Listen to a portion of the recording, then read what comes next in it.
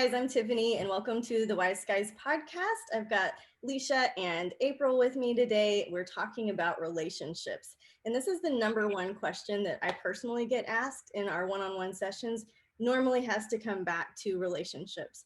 And I'm excited to talk about relationships with you guys, to get your lens on it, to hear what you are seeing in your sessions and in your own experiment in your own life. I think today we're also going to I guess just really look at it from the different angles, from human design, from Akashic records, from astrology and tarot. And maybe you've been wanting a session and you'll be like, oh, that would be the one for me.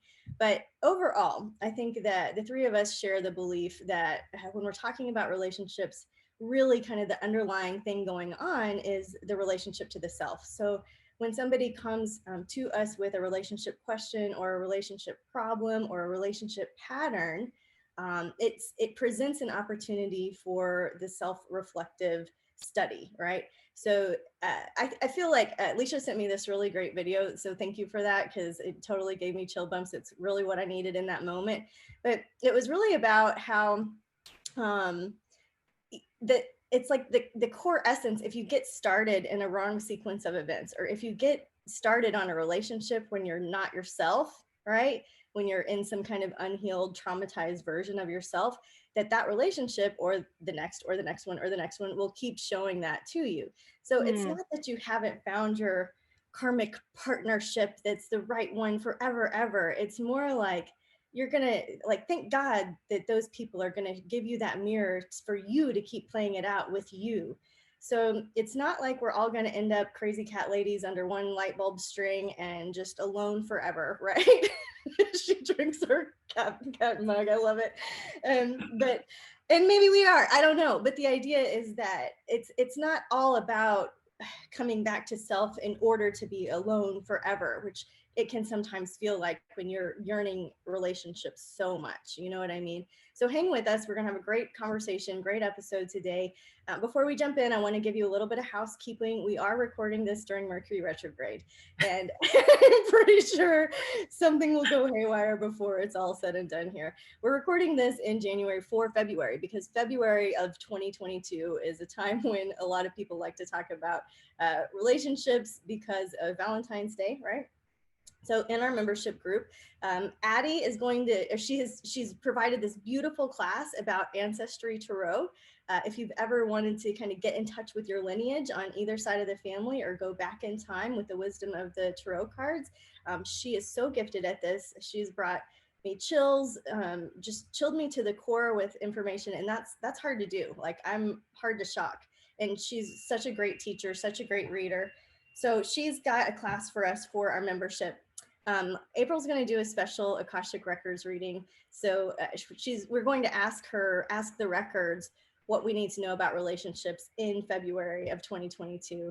Alicia is going to host another First Thursdays human design call, right? Yeah. And we just invite you to come. It's $22. The membership is where we give all of our high level seasoned professional workshops. You can cancel anytime, but we welcome you to come over at wiseskiescollective.com. And to get into, I guess, the episode today, I wanted to just offer some do's and don'ts in general, right? So when you're coming to a session, or you're coming to yourself, or you're doing some self-study, or getting curious about relationship issues, the big don'ts are to be ethical. Don't ask for dirt on another person. We're not here to find somebody else's path. We might want to understand their path with them, but this is about your journey with yourself, right? Another thing is, we don't really care about what another person is or isn't doing, right? So another person's future, another person's motives, another person's schemes are going to keep us really stuck in looking for happiness and acceptance outside of ourselves, right? So there's some reasons behind those don'ts, not just because it's kind of like a mean girl thing to do, but it's also like not really helping you get the end result of what you want. The thing you do want to do coming to a relationship session with anybody is to ask with intention about learning about yourself, to focus on the relationship you have with you. So that being said, I wanted to start with the Akashic records. So April, if somebody's new to the Akashic Records, how would you describe what is going on in an Akashic Record session?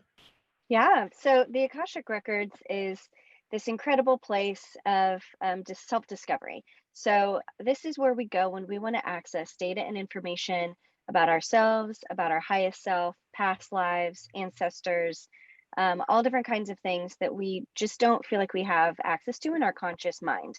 So I really like to describe this as, the external hard drive with your full history of you, and we just plug in to that hard drive and download information, data, insight that is relevant for the here and now. So yes, there's an infinite amount of information available, but we, use spirit as a guide to help us filter what do we need to hear today and what is relevant for the immediate situation that I'm facing. So we will meet some guides in one session and different guides in another. Sometimes we do some mediumship work. Sometimes we do deep dives on relationships and past trauma. It's all there. And it's really customized depending on what the individual is needing or trying to experience in that moment. Awesome.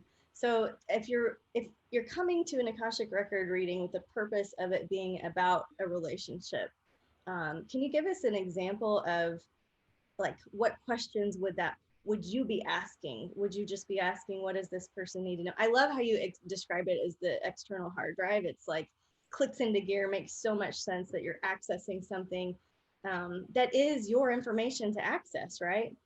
Yeah, So, it's completely on the table for you. Yeah. so like, what kind of relationship questions do you get in your sessions? What does it look like? Yeah. So people always want to know about, is this a karmic relationship? What is this person's role in my life? And I love this quote that I found on an amazing account called the Nap Ministry. And it says, stop asking so many questions of others, interview yourself. Ooh, ooh. And and that is exactly what we need to do first before, especially if it's your first reading or your first time really looking at relationships. Let's ask questions about yourself. How am I being a good partner? How am I making myself available? How am I outside of my boundaries? How can I have better terms of engagement? I always say we treat other people, or we teach other people how to treat us. And so we need to be very aware of how we are, contributing to whatever cycles you're experiencing, and take some self ownership there. So that's kind of the baseline first. Let's investigate ourselves. After we've done a lot of that work, especially with, people who've done a lot of work inside their records, we can start looking at individuals. Now, we can't read other people's records. Mhm. That's off the table. So we never go there. But what we can say is, how is my relationship with this person affecting me? What lessons do I need to learn? Where can I grow? It's really, again, using that particular relationship as a mirror, and doing a lot of reflecting back. We get some good intelligence and insight when we go there with people. So I highly recommend it. It's a really valuable experience if you're wanting to understand patterns in relationships, and specifically how you can be better and how you can grow. Okay, and so to give you a little love in that department too, I know that we're talking about relationships, and most of us are assuming that that's the relationship with our significant other or the one that we're wanting to call in. But I had an amazing experience doing the Akashic Record reading with you about a piece of property. And so Mm-hmm. I want to also kind of bring into the conversation that any relationship that you have, like how you are is how you are, you know? So in relationship to the earth, in relationship to your finances, these are things, as the North Node has recently moved into Taurus, actually today, these are things that you could be looking at with your relationships. If one primary relationship isn't working out for you, maybe you can focus how you are in these other types and styles of relationship, and keep asking yourself those questions of, why am I choosing this? Is this taking me off beam? Is this taking me on beam? How can I improve myself? Is there repair that needs to be done in here? So if I feel disrespected, am I actually allowing that to happen? or is there a trauma that's trying to heal so, carefully? Let's bring in some of the human design too, and then we're going to go in a big conversation circle. So I know that for me, it's nearly impossible to sum up human design small talk and elevator pitch. But Alicia, if somebody's listening and they've never heard of human design, can you give them a little taste of what they might experience in their foundation session? Or Yeah, what and you're right. Human design is, I mean, there's so many ways and bunny holes and words to use to describe what it is, what the process is, what the system is, all of that. But what it comes down to is it's an awareness tool, a decision-making tool for your individual way of making decisions. So it reveals, basically, it's really logical, mechanical. It's a blend of modern and ancient systems. And it really shows like each of our unique mechanics with how our energy and our body moves through the life, through our own life, and in relationships and in relationship to ourselves. So, I mean, really, that's kind of one of the, if you boil it down, like that's one of the bottom, the distilled things is it's a decision-making tool for awareness for your own life to align with your being, your path, your path of sacred geometry through this life, which means less resistance in all forms, including the relationship with yourself, which is what it all comes down to. So I love how we keep bringing that back. I know Tiffany and I we talk about that all the time. We're like, this happened and and then we're like, what can that show me about my relationship with myself? Right. So that seems to be a big core thing. And then as far as in the reading, you'll get a look at your particular body graph, which is in human design, what we call the chart of the imprinting at birth and the imprinting 3 months before birth. So that unique combination is what human design shows us and gives us the aura mechanics for our particular vehicle in life and mind. And I don't want to skip over that quickly, because aura mechanics is like the mind-blowing emoji. It is like the thing. You know what I mean? Yeah. No, you can totally. get that visualization, like aura mechanics. Like if you're hearing that for the first time, oh my gosh, this can change everything, every sequence of events, every decision that you make, every interaction that you have. As you learn more about your own aura and the auras of other people, right? There's only 4 main types. It's not like astrology.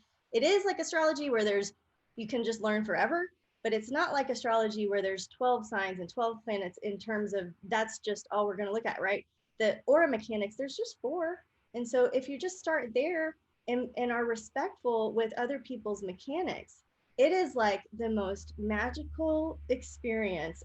I mean, to be in aura, to be in person with other people with their different mechanics. I want to encourage you guys to listen to this. I've interviewed Leisha on this before. So there's lots of information out there, and I'll put a link in it for you. So I'm sorry for interrupting. And I just don't want to miss that, because in relationship, you can read men are from Mars, women are from Venus. In astrology, you can see that the dynamics of relationships are changing, right? The spectrum of interest is changing. All of that is different and morphing beautifully. And it all makes sense through aura mechanics, through the lens of Akashic records, through the lens of your birth chart, through the lens of tarot. Like the truth is there for you, So sorry, I get so excited when you talk. Me too. I'm like, there's too many things. Boil it down. But yeah, I love that, you're so good at bringing it back to like here. Okay, but we can go super deep on a lot of different things with human design, but it comes back down to how are you making decisions in your life? And if you're not making them correctly, that's all the sequence of events are stemming back to the decision that you made. I mean, literally what you eat every day, when you get up, like, what you say yes to, what you say no to, how you filter, and what's muddying up that filter that we're seeing things through. So it does come down to what is your, aura, what are your aura mechanics saying? Like, what is your decision-making strategy? And what do you look to when, you follow that strategy? What inside you, your specific inner authority is what it's called in human design. What is it saying is your path? Because we all have an inner knowing. And so it comes down to your decision-making strategy and your own particular inner authority, which is not the same for everyone. and a lot of the messaging and the conditioning that we get out there in the world or in relationships or with our relationship with ourselves is that we should be eating this way, we should be exercising this way, we should be resting this way, we should be awake at these hours, we should be feeling this way, and this is what relationships should look like. But it's like none of that is the same for any one person. And yes, it can go back to 4 types. There's 4 strategies, there's various authorities within that. It can go very basic, but beyond that, it's different for everyone. And that's the point, is to differentiate ourselves and accept our differences and love those differences, which again, relationship with the self, which then shows up in all the other relationships, whether it's a person or the earth or any of that. Yeah. So I want to ask you too, because you started to talk about it. If you are looking at a human design session and you're looking at your own chart, that's one thing. If you bring in another person, because that's exactly what you want to do, right? With all of these modalities that we offer, we want to understand, like April just taught a beautiful workshop on the Enneagram. And after you know your number, you want to know your partner's number and your kid's number and your mom's number. You know what I mean? You want to know everybody because you want to interact with peace and harmony and have that fun and like vitality feeling of fairness and like that just beautiful kind of Libra style relationship, right? Mm-hmm. So in terms of human design, you get your chart, you get the other person's chart. We're not looking at them for them, but we're looking at then a third harmonic style chart. What is that called? Yeah, correct. Well, in human design, it's like a composite chart. It's basically a connection chart. And so, yeah, so just like you said, in relationships with any other person, it could be a kid, a loved one, whatever. It's, self, it's the other. And then the relationship composite, which is the mechanics, how they come together and interact, that's a third being in any relationship. So that's, of course, in human design, you really want to understand your own mechanics first, because it comes back to your relationship with yourself. So the first step with looking at relationships through human design is really to start understanding your own strategy and authority, your own aura mechanics, right? And then you can bring in the other person and kind of with the intention, like you're saying, of, I just want to be aware so that I can kind of navigate this with awareness, the differences, the similarities, the dilemmas that are inherent within there. If it's navigated with awareness, I mean, all possibilities are open, things that might not seem like they would go together might go together, That's exactly right. Very clear that they don't. Yeah, go ahead. What were you saying? I just think that's so important people always want to think about things as a binary, like I'm this, you're that, this either works or it doesn't work. And that's just not true. Same with Enneagram as a construct or a paradigm. It's all of these tools help us understand that if we are in our own strategy and authority, living our design well, living out what is right for us, we're living in our own living out our own karmic journey in a way that is correct and aligned, then we have capacity to make space for everyone else to do the same, which brings harmony and kind of a cohesiveness that is missing. And I loved what you said, Leisha, about everybody wants to say like, this is the right way to be, well, it worked for you. That's great, but it may not work for me. And that's mutually okay. But it's all about knowing yourself first, and then you have space to make room for other people. So just retweet everything you said. Retweet. I like that. Or did you say repeat? Because I like retweet. Okay. Yeah. Repeat. Okay. The Rees. Right, the Mercury's in retrograde. Yeah. So right, like if you're looking at relationship through the lens of astrology too, a lot of times we'll look at the planet Venus, we'll look at your 7th house, we'll pull some information for you to understand yourself, right? So for example, if you had Gemini in your 7th house, right? I know you need 2 kinds of relationships. I know that you need to have that twins energy in your relationships. Maybe you date several people at one time. Maybe you're dating a friend. Maybe you're dating somebody from childhood. You're working on those Gemini themes. I know that communication is very, very important to you, right? And that sounds very bland, but that's very different than if like you had Aries on your 7th house cusp, right? where you needed to initiate, you needed to be the one to flirt, you needed to be the go-getter, you needed to be, it needed to be more about you and your understanding of yourself through the lens of relationship. Maybe you've got Capricorn in the 7th house and you're looking for a workaholic, work daddy, work buddy. You know what I mean? Like you want somebody that's really responsible, that's going to be that CEO feeling, that's going to take care of business. You know what I mean? We're all attracted to different vibes and rhythms. And so that's how astrology can help you understand yourself. Like human design, we can offer a composite chart. And what's cool is it's like a whole third being, you know? When you buy land, it has a birthday. There's a birth chart to it. When you get married, there's a birthday to your relationship, right? And so anniversaries are pretty important to look at in terms of what sequence of events are you setting off. I have a dear friend and teacher who got married during a Venus retrograde period. And she's like, oh, what am I doing? Is this okay? Well, for both of them, it was their second marriage. And so I feel like it was a review of how they wanted to commit. So I kind of made it okay in my mind. Right? And like, that's not like hardcore astrology theory that I'm spouting or anything like that.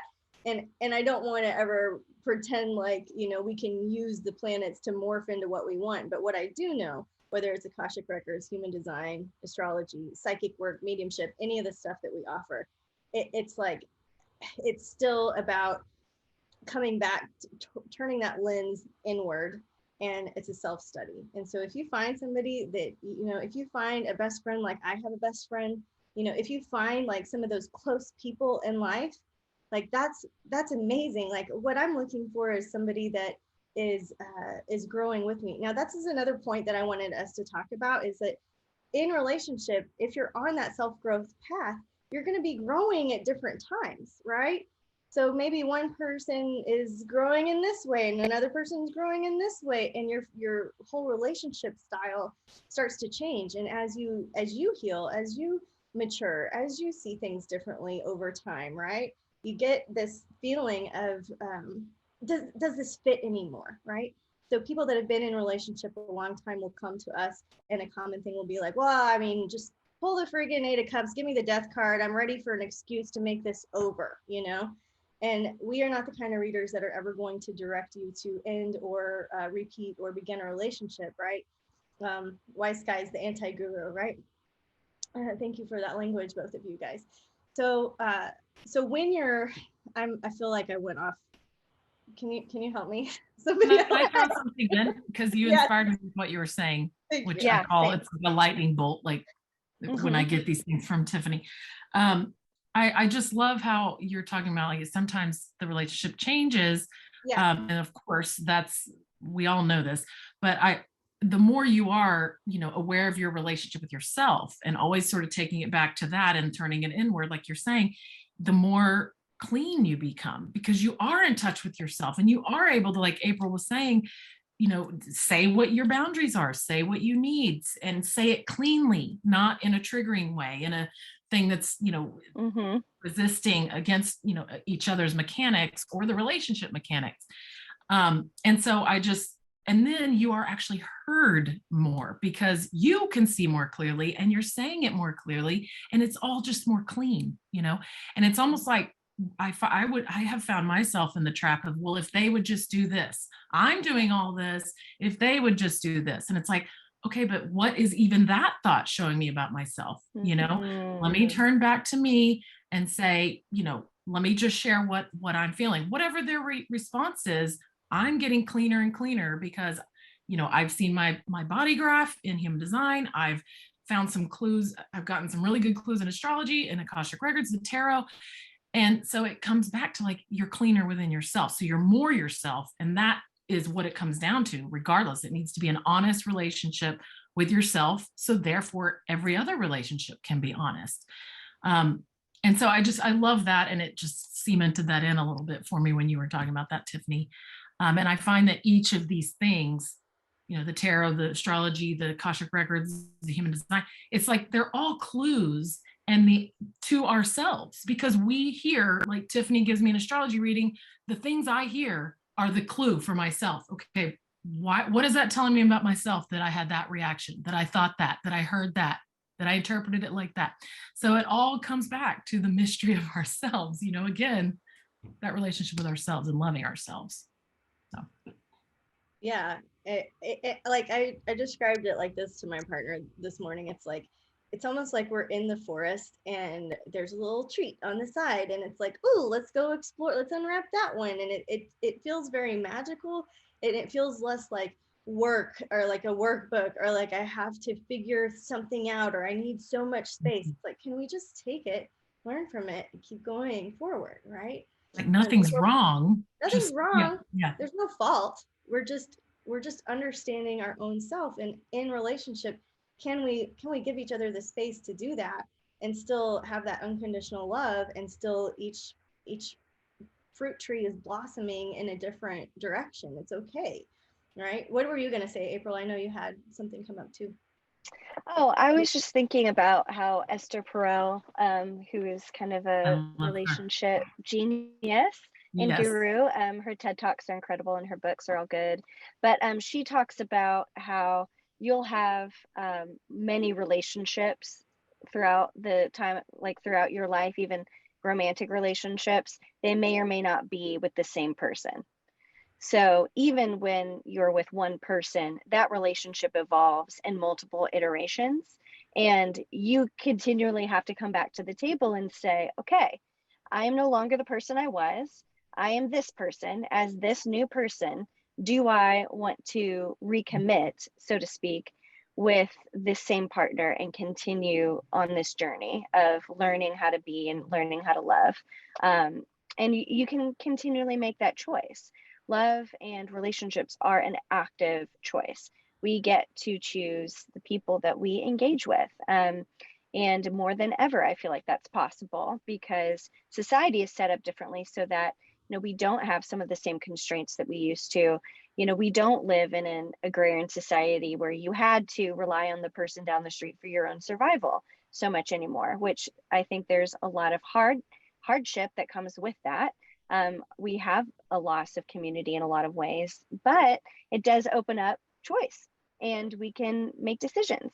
And so constantly remembering, I think it's really important that regardless of, who you are, what you're doing, you're making a choice other than like your children who are dependent on you and you're, legally responsible for them. Hopefully you're choosing to be a parent to them to the best of your ability. But I'm a mom, and so I could speak from experience. Sometimes, like, could someone else just take her for like a year? But yeah, so we're always making choices to recommit, to reengage, and it's all on. It can all be on your terms, how you want that to happen. Yeah, there's a lot of people in the recovery community that is also in the Wise Guys community, and there's a slogan, right? The one day at a time thing. And so I like what you're saying. It's like and I have hope motivation in my human design. And so every day is a new day for me. Like every day is a new opportunity. Every day is a new, it's like a clean slate, right? Like a tabla rasa every morning. And that can do well for me, but it can also hurt me sometimes, right? Because I'm not necessarily looking at the pattern. I'm just like, well, it's a new day. Let's go for it. But secretly, I'm feeling this other way. And so I like there's so much of blending, of integrating all of what you're saying. It's into this idea that it's a new commitment on a daily basis if you wanna, right? Mm-hmm. So, if you wanna, yeah. If you wanna. And so, and it's not to say that if you don't want it in the morning, that you're not gonna want it in the afternoon either. So watching how you feel over time, understanding your own motivation, understanding where your Venus is, understanding your own lineage, right? Like I do a lot of readings where it ends up being some kind of family pattern that somebody's breaking out of. I had a really good big example of that for the February readings, where I have somebody that is just breaking all of the bonds of every which way that his family dealt with a relationship, and he's just doing something else. And that is I don't know, very brave. It takes a lot of courage to understand your own family dynamics and to try to do something different. That's not to say that the family involved doesn't have some beautiful aspects and some beautiful keys, right? But there are moments when things feel outdated. And if we're going to look at that external hard drive and we are going to keep growing, there are going to be markers and points at which we decide to do things different. There are moments when we decide to keep tradition.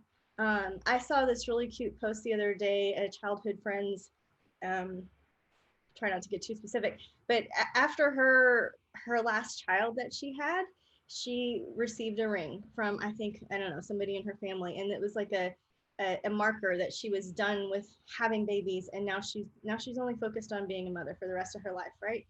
Because you can't go back. You're not a mom, like you're a mom, and, and all of us are mothers, and we have very unique and different relationships with our children and with our moms. But the idea here is that, you know, she could do something different. Sure, she's having a different relationship than her family has ever had, but she held on to that sweet tradition of having the ring, that is complete, and now I am in my motherhood. I'm out of kind of empress mode and into motherhood mode.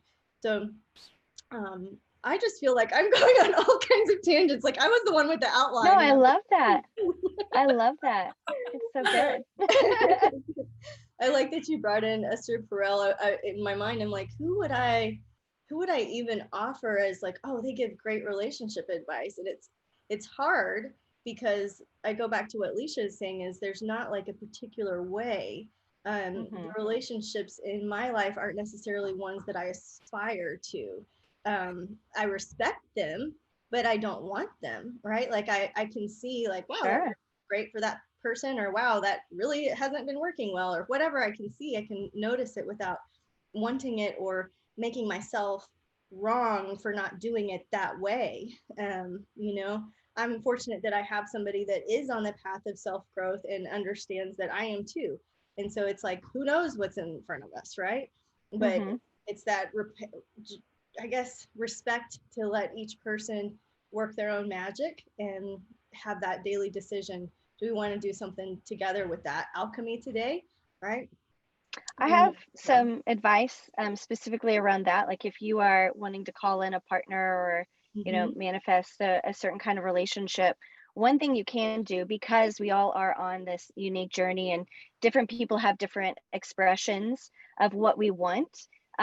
There's something you can think about, and the term is called, you know, finding an expander, or someone that's expanding your own consciousness to see, to believe that that's possible. And this is, you know, I can provide some resources around how, you know, why this works. It's all about neuroscience and mirror neurons in our brain. We have to see to believe, right? So one thing that you can think about is, okay, there is a relationship in my life. I like 20% of it. I like this dynamic, and that feels right for me. So I'm going to let them expand my consciousness that that is possible for me. But it doesn't have to be the full thing. You can find, you know, segmented expanders. Like, for example, there are aspects of, like in celebrity couples, of things that are really interesting and fun to watch and say, okay, I want that kind of dynamic in my life. Or maybe it's your parents. You know, there's one thing about their dynamic that was really special to you. Maybe it's that your dad brought your mom coffee in bed every morning as she was starting her day. And that's like something you want to latch onto.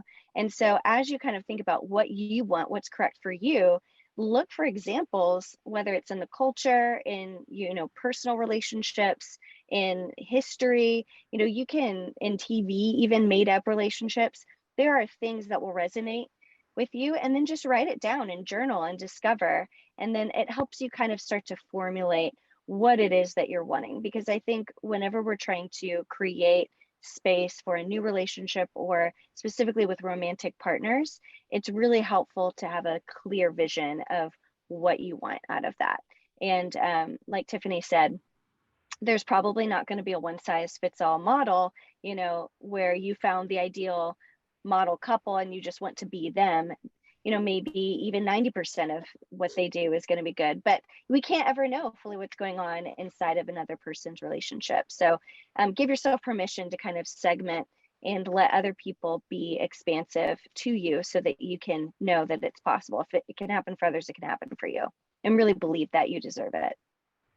Can I add a layer to that as well? Because I love that. And that's so important. And I think it can also go back to the, like, each of those segments that you know, identify could then go into the relationship with the self-reflection piece, right? Of, okay, that's a clue for me. Why am I saying I want that? Why am I thinking I want that? Is it based in a trauma thing that I need to look at? Is it based in an insecurity? Is it based in some fantasy that's like, well, that's not real? Or is it like, no, I feel good when that, you know, like, what clue can it show me about myself, you know, about what I am looking for? What can I see in that? And I think the awareness that there's the other side of that coin too, you know, like, maybe if your dad always brought your mom coffee in bed, like, that's so sweet, love that. You know, was there another side of that where maybe it, you know, he was always doing stuff for the other person? I don't know, I'm using just a random example, but there's always two sides. It's, you know, there's the duality of life, and so it's like there's always both sides of the same coin, just to be aware of that when doing the segment expander thing. I love that idea. Yeah, I do too. Yeah, I know. I'm like, ooh, writing that down. I know. I keep noting of this. Yeah. One thing that made me remember is I saw this great article about red flags. You know, oh, that's a red flag in a relationship. And and the author, who I can't think of, forgive me, is the point is that it's my red flag. It's not a red flag about you and your shitty behavior that I hate. It's not that. It's like, that's a red flag for me. Okay, so I can take that tidbit and reorient myself accordingly. You know, and so I know, right? Like, they're yours to have. Yeah, absolutely. And just as you need red flags, you also need green flags. So Yes. make sure that you are, you know, very clear on what is a red flag for me, but what is a green flag? What is an indicator that this is a go forward moment versus just a pull back? Yeah, I love that. And Alicia, isn't there something that you talk about with that, like, in terms of, like, I would say it's pulling you off beam or keeping you on beam, but don't you have a little ditty about that too, with your motivation? Well, what occurs to me, and I don't know if it's what you're thinking, but what occurs to me is that, you know, the green flags, the red and green flags can also be navigated with sort of the strategy and authority of your aura mechanics. You know, like, what does my inner authority, what am I feeling with that beneath all the, like, mind chatter of, like, well, but this movie was so romantic and now that's what I'm looking for, my soulmate or whatever, you know. It's like there's a lot of messages out there. So I think just what occurred to me was those red and green flags, not only can it show us clues about why am I thinking this, self-reflected consciousness, you know, piece, but also can be sort of navigated with strategy and authority. So again, it's that decision making. What am I choosing? And aligning with, you know, with your vehicle and minds. Really, it's really your vehicle with your body and life, and what is correct for you. So it's like the signpost thing becomes important for that, which is different for every person. But it's like, when I feel resistance, okay, that might be my own red flag, and what can that show me about myself? And when there's, you know, the other side of resistance, when it's feeling smooth and right and good, that's a green flag. And what can that tell me about, you know, myself? So again, strategy and authority in human design can really help to navigate that. Awesome. You guys, this has been so fun. If somebody is really just wanting to align with themselves and get on track to illuminate more about their relationships, how do they start to connect these cosmic dots? What do you do when somebody's like, well, I'm in love with somebody who has who experiences love through conflict, right? And they just, because their parents fought all the time, so they want conflict so that they feel a sense of love. Like, how do you navigate stuff like that? Like, what is your advice? That's a great question. I love the Akashic records for this because, like I said, it's open-ended to the extent that whatever spirit needs to bring forward, she will. And so if someone is, for example, saying there's this dynamic in a relationship in my life that is problematic for me and I'm struggling to understand, you know, do I move forward? Do I pull back? Like, what do I do? Like, give me some advice, right? That's when we start to say, okay, I'm not going to tell you what to do or what's right for you because ultimately I don't know.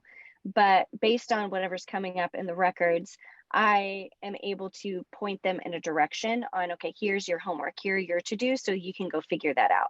And providing them with tools and a process to work through so that they can come to their own conclusion. And it may be that you just say, oh, that person, when they're like coming at me and it feels like conflict, I just need to reframe my understanding of that. And that's actually intimacy. So instead of receiving that as anger or like aggression toward me, I'm seeing that as a desire to engage and to be close. And that may actually be, okay, if I reframe it, that works for me. And I'm the kind of person that can handle that. I love that energy. Other people are not. And so it may be that even if you reframe, even if you look at it differently, even if you appreciate where that person is, it's still not going to ultimately be okay for you. And that's not how you want to have a relationship. But that person needs to do some exercises and some figuring out before they can then come up with a roadmap. And so I just try to give like guidelines, parameters. The records are so supportive and peaceful that wherever they land, they walk away knowing that they're going to be okay. Regardless, it's going to be okay, and that they're supported and have what they need to make the choices they need to make. I love it. I think everybody should have that experience that wants it, because it's so amazing to get that sense of, I mean, Leisha, do you want to talk a little bit? Like, didn't you have a really cool Akashic Records experience with your lineage? Yeah, I did. I had been doing a lot of ancestry work anyway, and in my experiment, my human design experiment, that sort of came up on my journey. And so I was like, oh, this is a great time. So I had my session with April, and it was exactly aligned with my human design. So all my mechanics, but it gave me, first of all, April's poetic, beautiful language and way of expressing things as a new way of seeing it, and kind of like another clue of, oh, but I'm supported in all these ways. And everything that came up was sort of confirming that it's like, yes, you're in a stormy time, but you have this cozy, safe place, and you have all these chain of women, on your shoulder going back, supporting you. And, and it just, yeah, I mean, ooh, I was like, I know, I'm like getting emotional thinking about it. It was so good. And it was storming outside that day. I mean, it just could not have been, it was like crazy outside that day. And it just could not have been, more aligned, And even though it's like, part of me was like, nothing else matters when I met human design. Now it's like, no, all of that, it, shows me different things about myself. And I felt really supported. And I've even looked back at my notes and listened again. And it's just, that was probably 2 months ago, maybe 3. And it's just been like, oh, I needed all that, because it was exactly what I was about to experience and experiencing. So it just really did support what I had already been, becoming more aware of about myself. Awesome. And just to throw some love back at you, Leisha, my session with you was so mind-blowing. The amount of time and energy you put into maximizing that hour, the resources, the follow-up. I mean, it felt like the biggest deal of the century. Like I should have been paying $1,000 for that level of just insight and attention and focus. And I mean, it really is a game changer. Understanding your strategy, understanding your authority, everything we've talked about, I hear the things that I would say, it confirms everything you suspect about yourself. It enlightens you around all the ways that you have been like banging your head up against a wall. Why does this keep happening? It brings clarity around all of those things. And it teaches you how to move forward in a way that feels peaceful and aligned. And I don't think any other system that we do, astrology probably, yes, to a certain extent, but it's so practical and it's so easy to implement. It's things that you can live and change and do every single day. Where I just think that is so valuable for people when you're actually really trying to get down to the nitty gritty of how do I implement this stuff. Human design is the ideal for the practical, pragmatic person. Yes. Yeah, and it gives you the little simple thing for the day to day. I love how you said that. Yeah, Tiff. Well, no, I mean, as they say in HD, it's simple, not easy, right? So just because Yes. you get this little tool that's like, oh, that's me, that's how I operate in the world, that's my mechanic of my aura. And as you start to experiment, my experience is that it's hell. Like, it's really hard. It is While easy. also empowering. Yes. It's easy to get my, 'cause I'm a sacral being, and so I get a yes or a no, right? So I get the yes or the no, but then to implement that without hurting somebody else's feelings, without, going through all those things. So for when human design found me, yes, it was such a relief. It was like it was just like when astrology found me. When I had my first astrology reading, I sunk into my bones. It was okay to be me, and I understood more about myself. And as my one of my psychic teachers early on told me, Tiffany, you were just born under a different star. And I was like, yeah, I was. I mean, I was. Oh And yeah, I was. like, instead of being like, you're different, that's weird, I don't like that. It's more like it was an empowering way to look at having that differentiation, right? And we all have Yeah. that differentiation. And so hopefully throughout this episode, you have seen that we feel like the most important relationship that you could have is that of the self. I know that we have kind of said that, repetitively here. beating that horse dead. Right. Right, exactly. But my hope for you guys is that you're encouraged to really love yourself, and that when you come for a session because something feels broken or something feels repetitive or something feels off, and you're ready for a new insight on it, I'm gonna be direct, but come and be quiet and listen. Because if you keep saying the same thing, you're going to keep creating it for yourself. You don't have to explain anything to us. You don't have to prove anything to us. We're here to love you as you are, to accept you right where you're at. We just need very little information.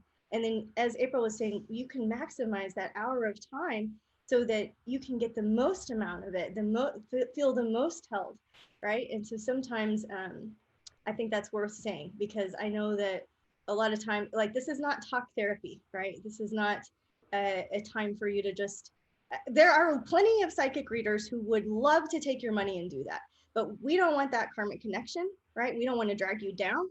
We want to lift you up and help you make a decision that's best for your life.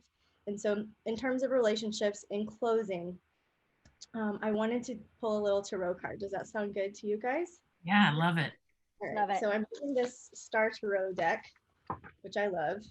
I'm not, it's very stiff, so I'm just gonna take a few deep breaths and just shuffle this deck and just ask for anybody listening to this podcast that was hoping for a glimmer of peace, information, clarity to come through for them, just asking the great central sun angels to come forward in this reading and give us a little tidbit about what we need to know about love in our lives and our relationships. Okay. All right. Here we go. Okay.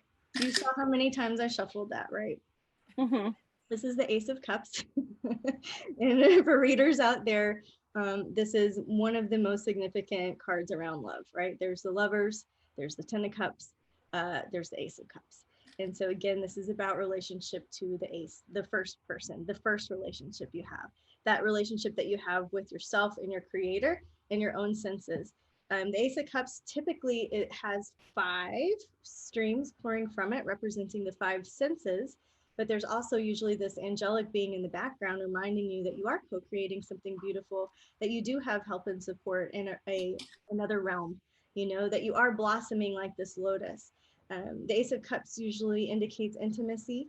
It indicates falling in love with your life, and again, this is simple but not easy. So just know that out of these 78 cards, that your message for today has to do with self-love and self-care, and knowing that you will magnet either the correct response in the other person that you're hoping to feel, or you will magnet that relationship that you're looking for. So There are lots of tools. We appreciate you guys being here and listening to our take on relationships. I'm sure that we're going to get off of this podcast and wish we had said something, and we'll make some notes about it. So come back and look in the description. We invite you to be part of our membership so that you can take advantage of all of the VIP stuff that we have to offer through our classes and workshops. Again, it's $22 a month. You can cancel anytime. We're at wiseskiescollective.com. You can book readings with each of us there. Or you can just read the blog and learn, So Wise Skies, metaphysical counseling company. We offer one-on-one sessions, beautiful digital astrology calendar, and a cool membership. So we're so glad you hung out with us today. Love to have your feedback. We'd love for you to subscribe if you're watching on YouTube, or follow anywhere you're listening to the podcast. It really does help our ratings and helps transmit the message that we're hoping that goes out there. So thank you guys. Thank you, Leisha. Thank you, April. And until next time, namaste. Namaste. Namaste. Love yourself.